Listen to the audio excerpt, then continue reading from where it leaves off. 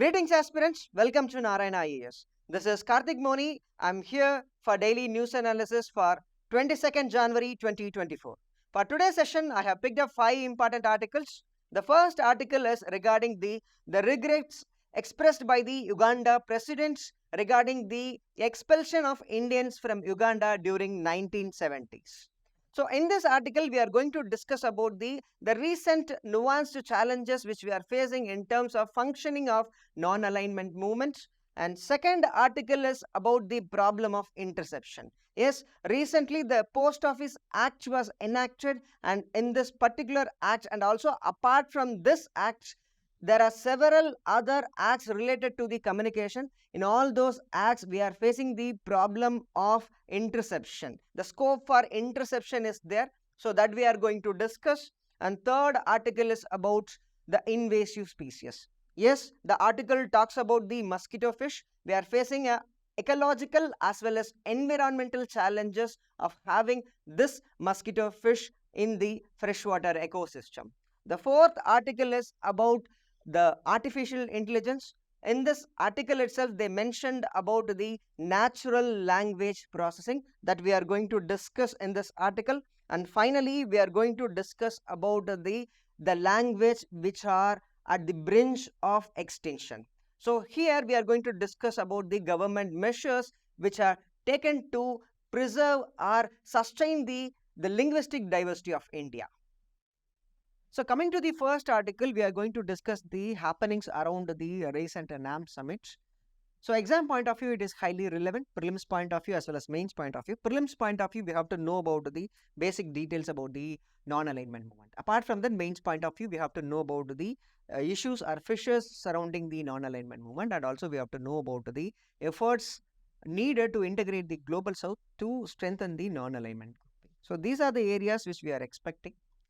Coming to the context, nearly after 52 years after the expulsion of Indians from Uganda by the dictator Idi Amin, recently in the NAM summit, the Uganda president Museveni expressed their regrets of expulsion of Indians from the Uganda lands, and also they conveyed the gratitude towards the India for supporting Uganda for its development. So this is the context of this article. From this context, we have to know about what is meant by non-alignment movement and what are the basic idea behind such grouping, and also we have to know about the fissures within the grouping, and then we have to know about how we are going to strengthen the non-alignment grouping to achieve the common collective aspirations of global south. So first we have to know about the basic idea behind the NAM. So look at the image. So it is clearly visible that there is a sharp divide between the northern countries and the southern countries. So southern countries are, most of them are developing in nature, and also they are facing the problem in addressing their own developing challenges. Whereas the ideologies and aspirations of the northern bloc is comparatively different. They are divided in terms of ideologies. We are having the capitalistic west bloc and then communist bloc. So the countries, southern nations, global south wanted itself to exclude from such politics, so that they created a separate grouping called NAM. So here they aim to establish the global peace by resisting the tendencies of imperialism, colonialism and fascism, right? Because already in the past we suffered a lot because of such political tendencies, and also they wanted to address their common challenges such as poverty, disease and aggression and unfair economic practices. So these are the two aspirations: ensuring the global peace by resisting the political tendencies such as imperialism, colonialism, and also they wanted to address their own problems such as poverty and inequality, right? So this is the basic idea behind the NAM grouping. So now we have to relate those aspirations with the objectives of the NAM. So the just and equitable international relationship. Yes, in order to ensure the peace and prosperity, this is very important. The charter itself, it is mentioned that the sovereignty, ensuring the sovereignty of any nation, and also ensuring the territorial integrity and non-interference and multilateralism are very much important to ensure the peace. Why? Because there is a huge power imbalance between the developed and the developing nation, and also there is a problem or competence between the powerful nations to for the territorial aggressions. So in order to contain all those things, like we need to accept and adhere to the principles of sovereignty, territorial integrity, and non-interference and multilateralism as a principal value. Next important objective is to address the frailties of the world. Yes, the evolving dynamic challenges are creating uncertainty. Yes, the disruption of supply chains. Yes, apart from the political aspirations, socio-economic aspirations are also visible in the objective. Yes, ensuring the certainty in accessing to 4Fs: food, finance, fuel, and fertilizer is very important. So, in order to ensure the supply chain, in order to prevent the access by the disruption of global supply chain for those goods because of the global uncertainty has to be addressed. So these are the two objectives put forward by the NAM grouping. Now we have to know about the reason for the fissures within the NAM and its impacts. So first and foremost aspect is the attempt of major nations to bring back the unipolarity. So in this aspect, they are aspiring for something, but we have to consider the situation with the balance between the developing and developed nations. Still, developing nations are dependent on major powers for their socio-economic needs. In this aspect, this dependency will slowly move the developing nations away from the NAM objective. So this is one of the major reason for the weakening of NAM grouping. Second aspect is the failure of meeting its objective. Yes, this armament is one important aspiration amidst the NAM grouping. So prolonged failure to move towards disarmament and ensuring the international security is also one important reason. So here what we want is reforms in the international law and the international institution is very much important, but the reforms which we had is inadequate. So in this aspect also, it is weakening the non-alignment movement grouping. And third important aspect is vulnerabilities are having a weak stake institutions within the developing countries. After colonialism, for example, consider the example of Uganda, the government developed after colonial rule was dictatorship in nature. So weak state institution is also one important reason for reducing the strength of non-alignment grouping. And finally, the pressing evolving issues. Developing nations are facing the problem to address the climate change impact, and also we are facing the problem of huge inequality in terms of access to digital technologies and also in standard settings. Even in the global institutions, we are facing the problem or dominance of major institutions in setting the standards. In these aspects, aspirations of the developing nations is getting weakened. And finally, disruption of global chain, creating the uncertainty in meeting the day-to-day needs. In these aspects, the developing nations were pushed to run behind their day-to-day activities rather than aligning itself towards the NAM goal. So these are some of the areas or some of the reasons in weakening the NAM grouping. So now we have to know about the efforts are in need to integrate the global south to enhance or to strengthen the NAM group. So these are some of the efforts that we have to take. The efforts towards progressive and constructive role of multilateralism. So multilateralism has to be ensured, it has to be pushed, and it has to be put forward in a global arena in terms of political aspect, also in terms of economical aspect. And also, as of now, a favorable situation is created. Previously, the Europe becomes the economic center. The unilateralism is possible of having a hold on economy in the European region. Now, slowly it is changing towards the east. That east-west rapprochement is creating. For example, like creation of groupings such as RCEP are having the BRICS collaboration. Now, the dynamics is changing. So, we have to use such situations to press the demands of the developing nations. We have to press the major nations to adhere to the principles of equity and justice, right? And apart from that, efforts to reduce the challenges of poverty and equality, because these two, poverty and inequality, is pulling back the developing nations to align itself to the NAM grouping that is there. And finally, as it was mentioned in the 70th NAM summit, the international relationship should be guided by the power of balance, not by the balance of power, right? So balance of power led to the adherence to the adverse geopolitical conditions. The conflict will be there, competition will be there. For example, like in order to establish balance of power in the South Asia, the competition between the China and India will be there. In this aspect, the peace between the nation will get disturbed, right? So in order to ensure peace, we need power of balance, not the balance of power, right? In this aspect, the power of balance will ensure the peace for the present as well as the future. So next we have an article related to the lapses in the recently enacted communication related bills. Yes, recently the Post Office Act was also enacted. This particular legislation is also having some problems. So exam point of view, it is important because we have to relate this particular topic with the right to privacy, and also we have to know about the issues in the enacted bills such as Post Office Acts, Telecommunication Bill and IT Acts. So previously we had some questions in the mains examination as well as prelims examination. In 2013, there was a question related to the violation of Article 19 because of the section 66A of IT Act. So that is there. And apart from that, in 2017, there was a question related to the role of Supreme Court in ensuring the right to privacy. And finally, recently in 2021, there was a question related to right to privacy.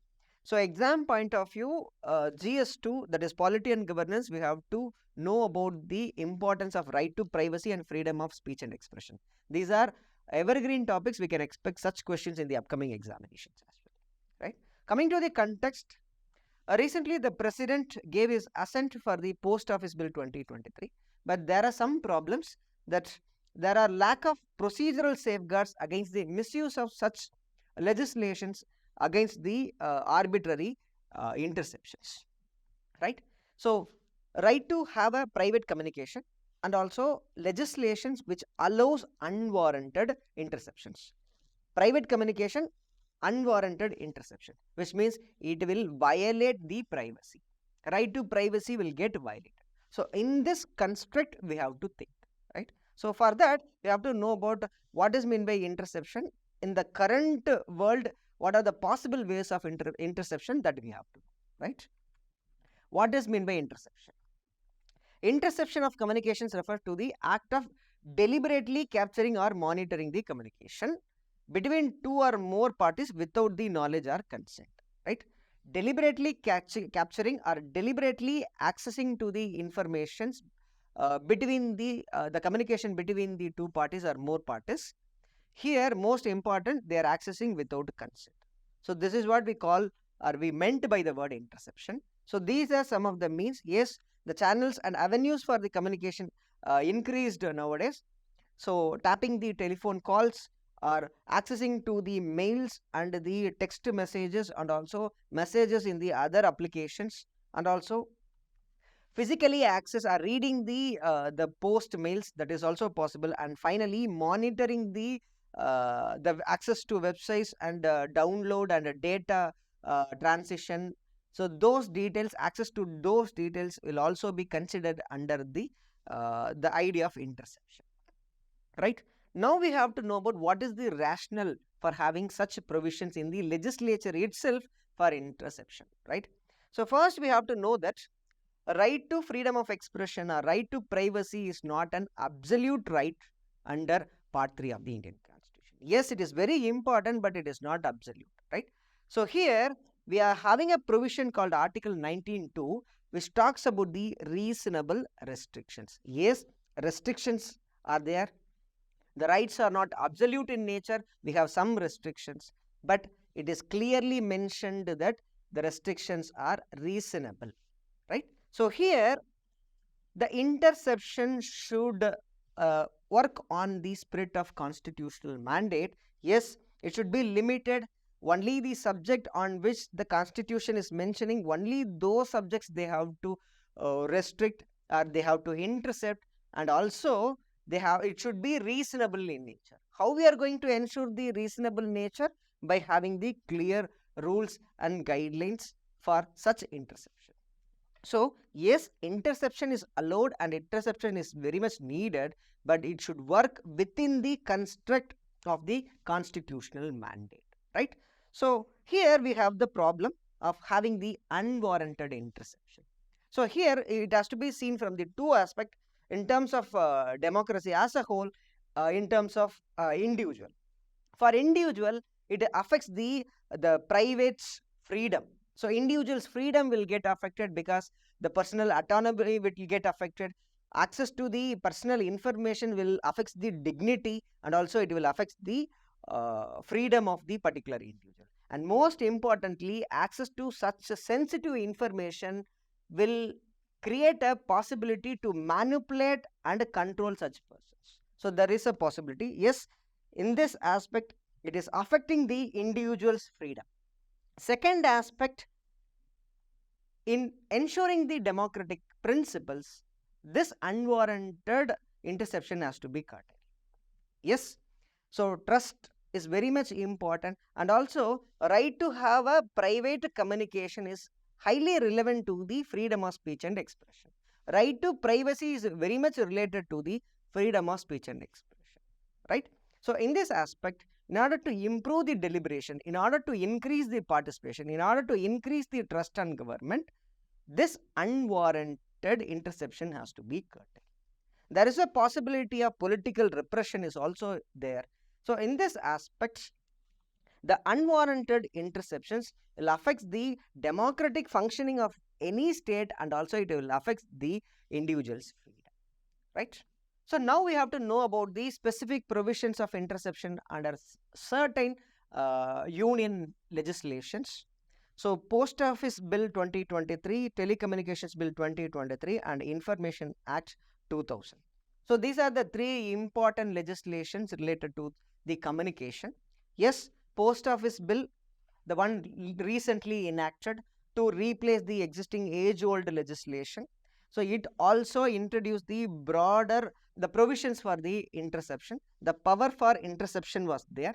Yes, that is fine. But the problem is that avenues for unwarranted interceptions, the vagueness within the provisions is the concern, right? So here it failed to clearly define the word emergency situation. So in this aspect, it will give the chances for misuse of such provisions by the government agencies, and also no specific guidelines against the arbitrary use or misuse is also not there. Two things: avenues for misuse and also accountable for such arbitrariness. These two has to be there. In the first aspect, the scope for misuse has to be curtailed, and in this case, if some misuse was done, the accountability for such misuse has to be there in the provision itself. So these two aspects are very important. That is missing in the Post Office Bill that was discussed in the articles also, right? Second, Telecommunication Bill 2023, it is also having the provision for interception of messages, that is there. And exam point of view, try to know about the section 22 and also section 5.2. So here, yes, the interception, possibility of interception is also there, and also guidelines or provisions to prevent the improper interception is also there. But the problem is that it is inadequate in nature, right? So second legislation. And third aspect, Information Technology Act 2000. So controversies related to this act is very high. So section 69(1) allows the interception for information through any computer sources, but no requirements for public emergency and public safety interest. So the scope for interception is wider in nature. So here the word reasonable is not there. It is not working within the spirit of constitutional requirements, right? So the safeguards were brought in only after the judicial intervention. So the procedural safeguards which was introduced later, which means the justice is getting affected for the persons who got affected earlier, right? So now we have to know about the relevant Supreme Court judgments, because knowing such factual details will help us to value add the main answers, right?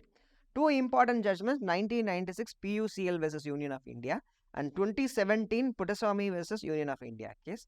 These two cases are very important when it comes to right to privacy and freedom of speech and expression.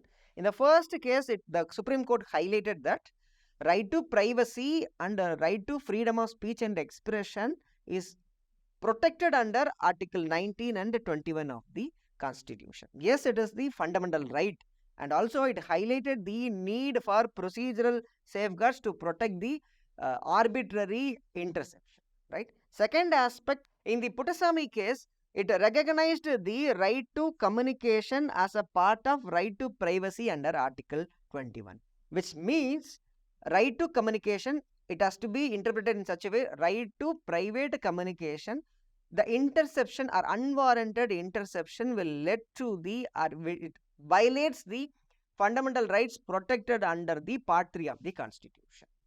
So next we have an article related to the mosquitofish. So this particular topic has to be seen from the perspective of environmental degradation. This is very important, and also exam point of view we can expect some prelims question, that is also possible, and also mains question is also possible. So we have to know about the basic details about the invasive alien species, and also we have to know from the perspective of the mains dimension of the impacts of such invasive alien species in ecology and environment, that we have to know. So we also had some previous year questions in 2018 and also in 2019.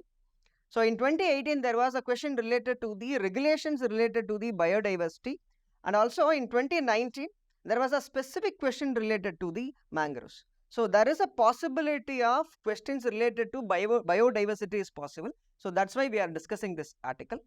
Coming to the context, the article itself discussed the issue of mosquitofish and the problem of becoming this particular fish species as an invasive alien species, right? So here in the article itself, they examined the problems and the consequences and the potential solution. So this is the context of this article. From this context, we have to know about what is meant by invasive species, why the invasive species are problematic in nature, and second dimension, we have to know about the mosquitofish and the history behind the mosquitofish and why it is proliferating. And finally, we have to know about what are the consequences and how we are going to tackle those problems that we have to know. Now we have to know about what is meant by invasive species. So look at the definition. It can be a plant, it can be an animal, it can be any organisms that are not native to the particular ecosystem, right? So here, this species should have the capacity to harm the environment, economy, and the human health. Then the particular species can be classified as invasive species. So any being can be considered as invasive species, and it should create harm to the environment and ecology. So this is the definition of the invasive species. Now we have to know why this particular species is thriving. When we are introducing any species into the new ecosystem, why this particular species is thriving. So first aspect, no natural predator, and second aspect, high adaptability, and third aspect, the globalization and mobility facilitation measures which we have, right? So first dimension, this is very important.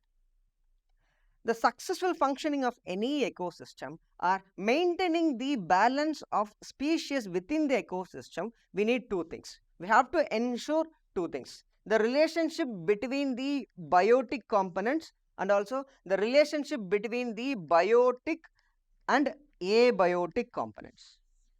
So these two aspects are very important. So here, when it comes to the invasive species, the relationship between the biotic components are very important. For example, when we consider the concept of food web, so every species in an ecosystem is interrelated in nature. So in order to successfully sustain the functioning of an ecosystem, or in order to maintain the species population and species diversity, the relationship between the biotic components are very important. So here, when we are introducing any species into an ecosystem, there is a less chance of having a natural predator, because it is not the part of the food web of the particular ecosystem, which means the predator is not there, its population is not controlled. So this is the first dimension that we have to know. Second dimension, the capacity of the particular species to adapt, the tolerance to the temperature. For example, in this case, tolerance to the temperature of the water, tolerance to the sediment load of the water, or salinity. So in this aspect, the particular species is having a capacity to adapt to more conditions, more generic conditions. So this is also another reason for the threat of invasive species. And finally, the globalization. So as of now, the world is interconnected in nature. The transportation of such a species from one part of the world to other part of the world is possible, and because of this reason, because of this anthropogenic reason, is also one important criteria for increase in the invasive species. So now we have to know about the mosquito fish. So this particular species is also called as, scientifically it is also called as Gambusia. Specifically, the species, the subspecies Aphanis and also Hulburki are two important species which are considering as a threat for biodiversity. So these two species are considered as invasive species, right? This species is native to the United States, right? This species was introduced in 1928 as a mosquito control program. So for controlling the mosquito, we are using two measures. One is chemical control, another one is biological control. So here in the chemical control, we are using the pesticides. In the biological control, what we'll do is, we'll introduce the fish species in the water bodies, freshwater bodies, so that it will eat the mosquito eggs and larvae. In this aspect, it will reduce the mosquito population. So it was introduced in 1928 by the British rule as a mosquito control measure. Yes, for India, mosquito is a problem. So mosquito breeds diseases. So control of mosquito is very important, but we have to consider the consequent problem of such biological control measures, right? So why it is a problem? Even though it was introduced in the controlled environment, it got widespread, its presence got widespread across the diverse ecosystem, because it is highly adaptable in nature, and also nowadays it outnumbers the native species and it creates the ecological imbalance. So particularly this problem is highly visible in Northeast India. Yes, as we already mentioned, yes, adaptability, mosquito fish is also having the capacity of high adaptability, one hand, and second aspect, predator, availability of the predator is comparatively low, and third aspect and most important aspect, the availability of the food for such a species is also comparatively high, and this particular species is having more voraciferous feeding habit. So in this aspect, it affects the species population and species diversity of the native freshwater ecosystem. So now we have to know the impacts and solutions for this problem. So ecological and environmental impacts. So we have to know one thing. Comprehending the impact created by such small species in the environment or ecology is very limited. So it is beyond the human capacity, right? For example, if we consider the case of the problem of lantana camera in the Nilgiris hills, it affects the availability of food in the particular region, and in this aspect it will affect the food availability of the elephants. In this aspect, it will affect the elephant feeding habit and it leads to the migration of the elephant. So here the impact of such floral species is visible, and to an extent it is comprehensible because the species is comparatively big, right? But when it comes to the cases of small organisms such as fishes and amphibians, it is beyond the capacity of human conditions, right? But it is evident that it is impacting the native species. For example, amphibians such as Mylophia, is getting affected. That is evident. And apart from that, affecting or changing or disrupting the species population and species diversity is ultimately led to the ecosystem disruption. Because the relation between the biotic and abiotic component is evident, and once the biotic component is getting affected, which means the consequent impact will be there in the ecosystem as well, right? So coming to the possible solution, we need to work on the policy. Even though World Health Organization also recommended not to propose this as a measure to control mosquito, and also even in the policy, that is Biodiversity Act, we are not encouraging such policies. We are still having such provisions in National Center for Vector-Borne Disease Control. Even municipal corporation and local self bodies are using this as a practice. So we need to work on our policy first, and second aspect, we have to prefer native species rather than foreign species. Yes, in order to control the mosquito, biological control measures are comparatively effective in nature. So here we have to prefer native species rather than the foreign species. And finally, we need a collaborative approach.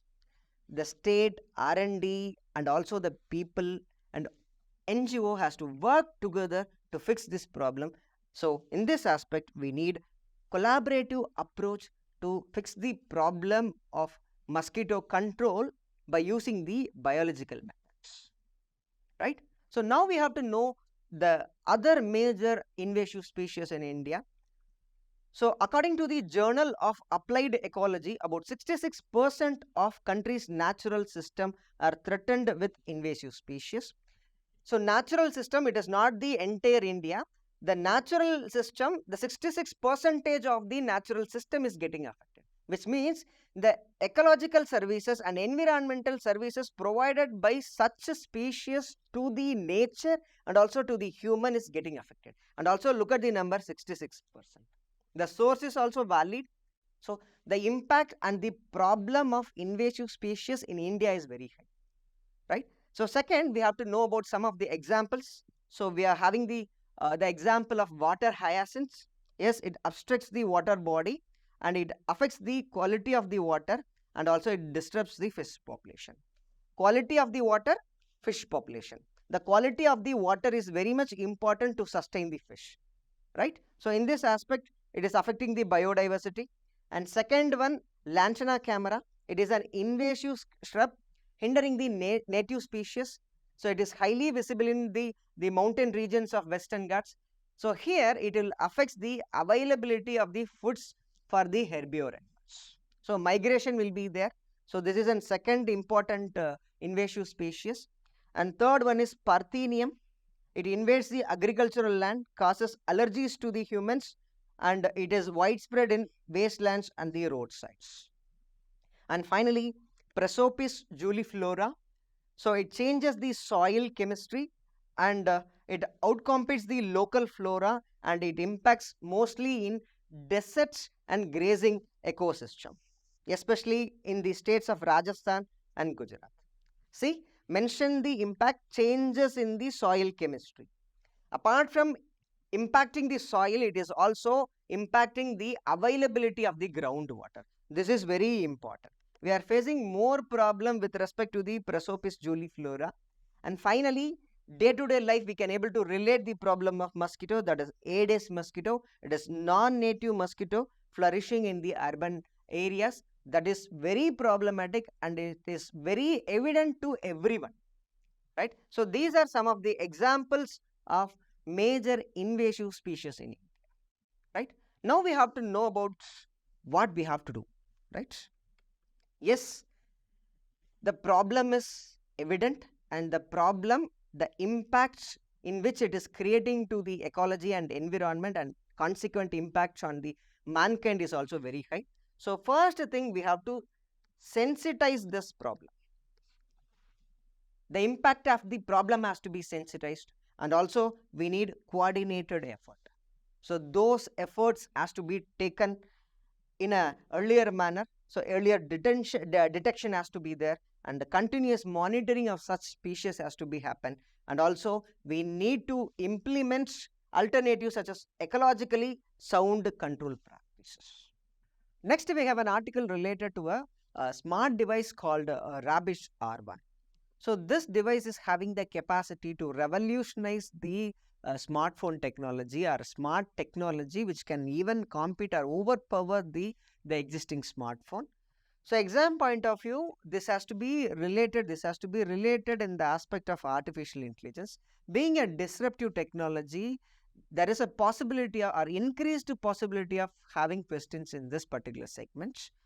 So coming to the previous year question, in 2020 there was a question related to the artificial intelligence. The applications of artificial intelligence was asked in that particular year.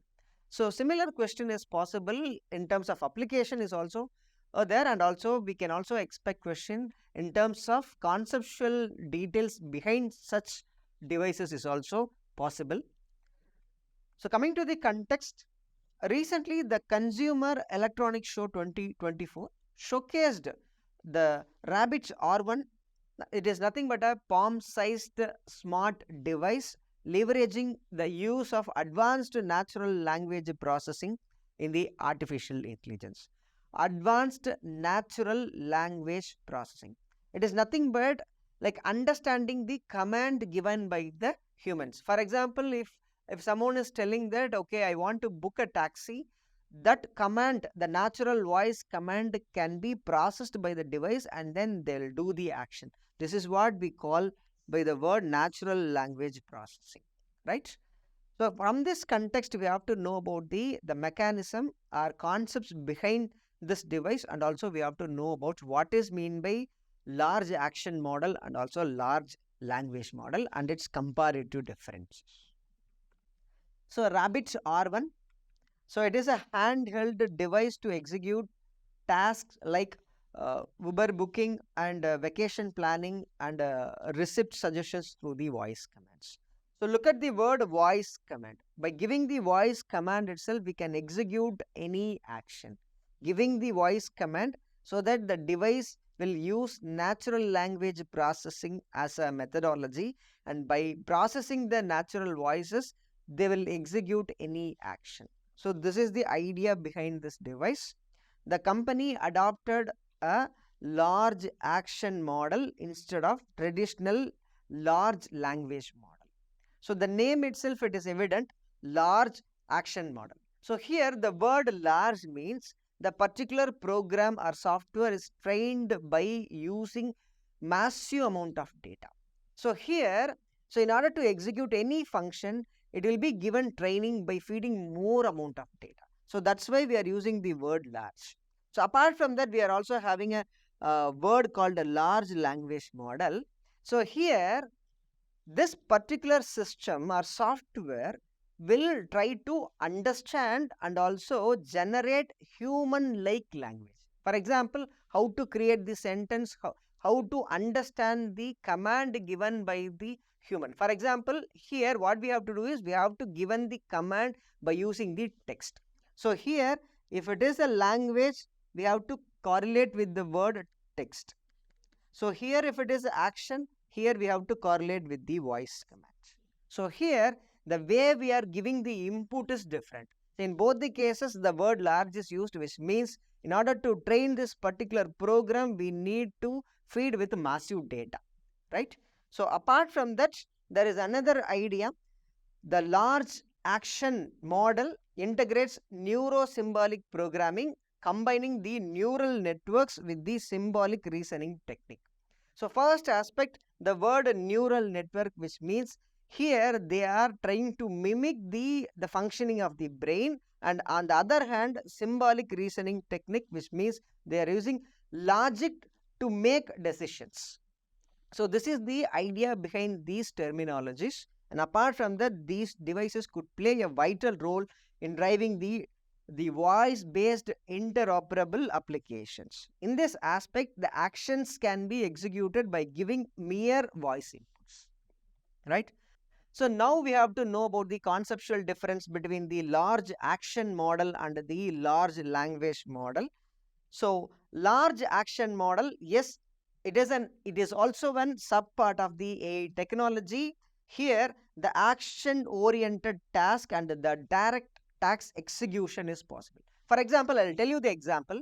So, if you are giving the command that I want to book a taxi in both the models. So, in the first case, the model itself process the voice input given by the human and it will execute the function of booking the taxi itself. Whereas in the case of second case, that is large language model, this input has to be given as a text, and here as output it will generate the ways in which we are going to book the taxi. So first action or first aspect, the action itself executed. In the second aspect, it is giving the guidelines how to book the taxi. So this is the conceptual difference, the basic difference between the large action model and the large language model. So here purpose, yes, extends the capacity of the voice assistants. Yes, already we have some voice assistant devices. Here what we are going to do, so here giving the voice assistance, we are increasing or extending the actions that are executed by such commands. So that is there. Second aspect, in the large language model, the proficient in language related tasks like this, here the application will be chatbots and the language translations. So when it comes to the functionality, the directly learns from the user's interaction. It means the input is voice. The direct interaction is taken as an input, whereas in the second case, it's relying on the data, annotated data or Excel sheet data. So somehow text has to be there. So here input is text, whereas in the first case, the input is the actual or a direct interaction of the human.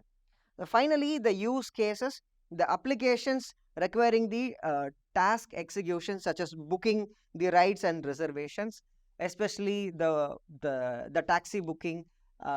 In those areas we can use such technology, whereas in the other hand the large language models can be used for the chatbots, that is text based applications, chatbots and language translations and content creation. So example, we have ChatGPT. So this is the conceptual difference. Like we have to understand that here action oriented, it is performing the action, it is executing the action, that is large action model, whereas on the other hand the large language model is trying to understand the textual prompts and also trying to generate the text related or similar to the human like language.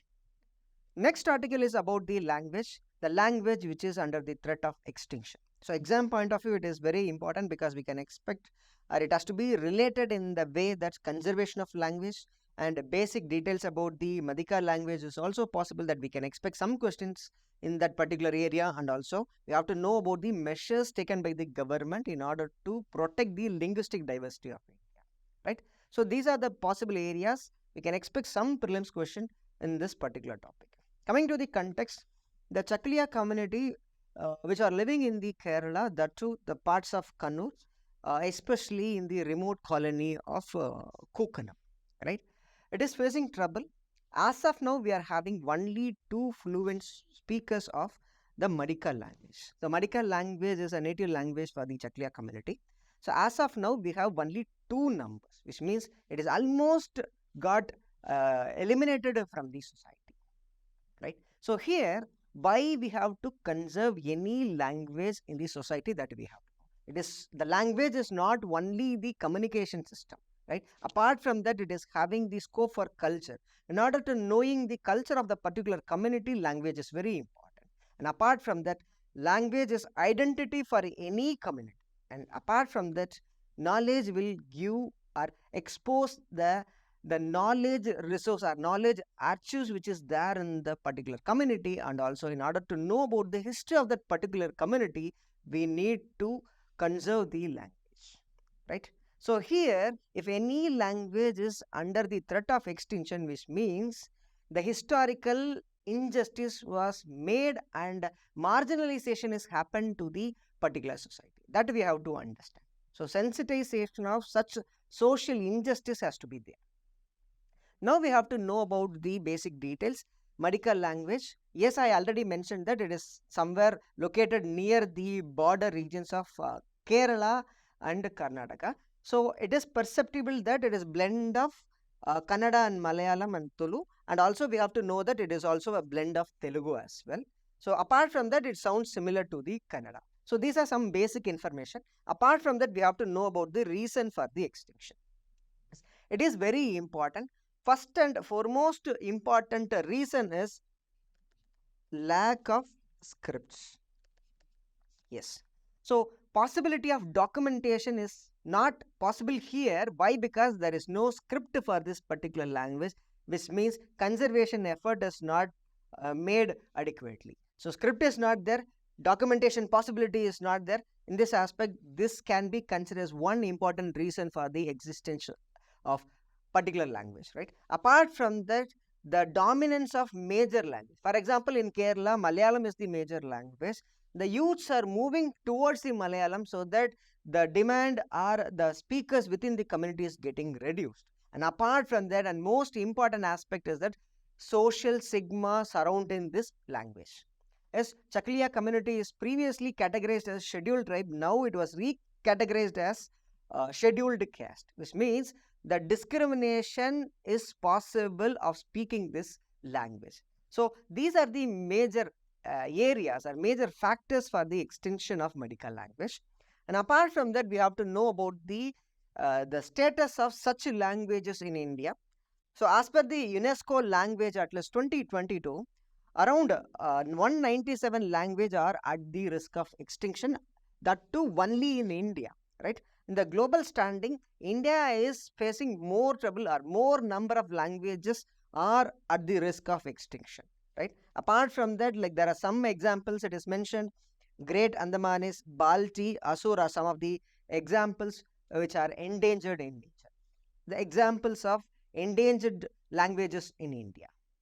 So now we have to know about the government measures, scheme for protection, preservation of endangered languages of India, right? So initiated in 2013 by Ministry of Education.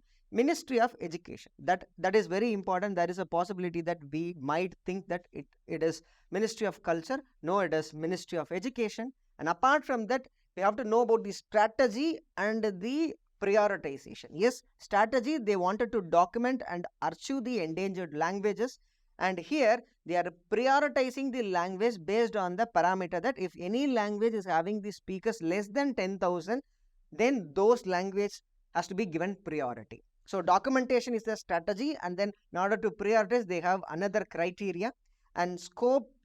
Like currently 117 languages are identified for the documentation, and also they express that even like it is estimated that around 500 more languages has to be documented, because those languages are also at the brink of extinction, right? So documentation process involves creating the grammar and dictionaries and ethno-linguistic profiles. So these are the three areas within the documentation they'll do. So we need a proper grammar. Setting the proper grammar is very needed, and also having the dictionary, then only they can able to assess the vocabulary or different words, and finally they'll profile the basis for such language.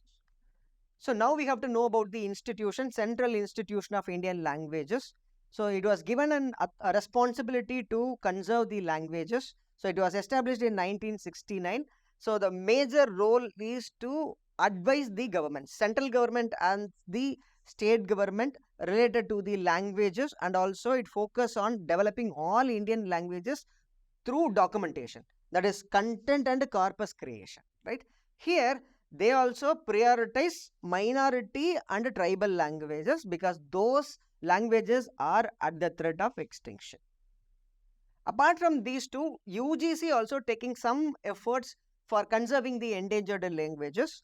So first aspect is giving financial support to the state universities, and apart from that, they are taking some measures in the central universities as well. For the state universities, they will give the funding support.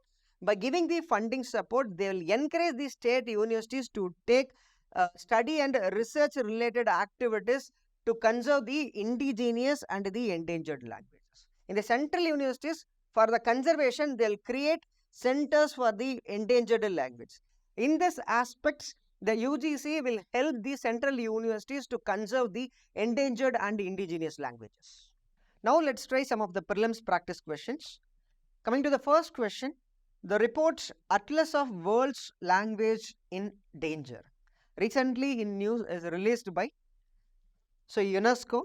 So this is a particular report is very important. It highlighted that in India around 197 languages are at the brink of extinction. So option A is right. Yes, option A is correct. Coming to the second question, the terms large action model, neurosymbiotic programming, and natural program processing and large language models are often seen in the news in the context of infants learning process, protection of endangered languages, artificial intelligence, and study of evolution of different languages. So here it is option is C. So these are some of the sub applications of artificial intelligence. There are so many applications of artificial intelligence. Artificial intelligence is one of the disruptive technology that is evolving recently. So we have to know the basics behind the artificial intelligence, and also we have to know about the sub application of artificial intelligence. So exam point of view, it is very important. So here option C is right. Yes, option C is correct. So coming to the third question, consider the following statements regarding the Post Office Bill 2023 and its relation to the fundamental rights. The bill includes detailed procedural safeguard. No, in the article title itself it is mentioned that there is a lacunae. So first statement is wrong. The Supreme Court in PUCL versus Union of India emphasized the right to privacy and freedom of speech, underlining the need for procedural safeguards in interception. Yes, this statement is correct. Second statement, first statement is wrong, second statement is correct. So which of the statement given above is are correct? Yes, option B is right. Coming to the fourth question, consider the following statements. The 19th NAM summit is being held at Kampala in Uganda. Yes, it is right. China is a member of non-alignment movements grouping. No, it is wrong. China is not the part of the NAM grouping. So second statement is wrong. So here it is asking for the correct statement. So we are going with the option A, one only. Yes, option A is right.